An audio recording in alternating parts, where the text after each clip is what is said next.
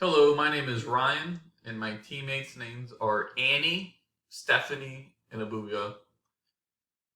Today we're going over our Project 3. We decided to use the same database we did for Project 2. We found us offline on Kaggle.com. Get right into it. Our first query, we just want to display all the fields in the project.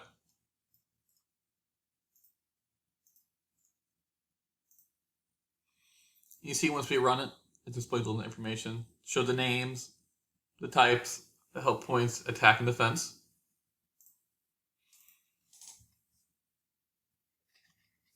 For the second query, we just want to display the names only and the information.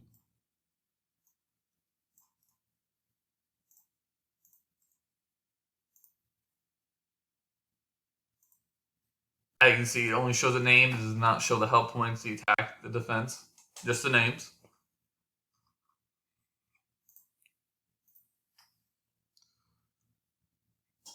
For the third query, we just want to show the name of a certain Pokemon and the attack points.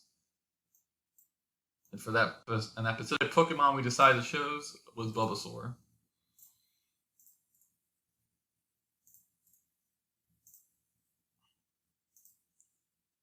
As you can see, it only shows Bulbasaur and the attack points.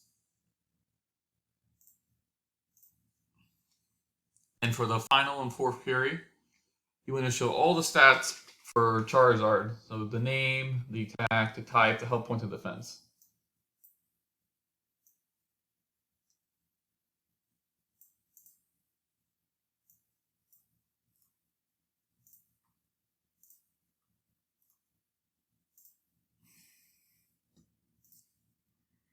As you see run, it shows Charizard, the name, the attack, 84 points, type fire, help points 78, and defense 78.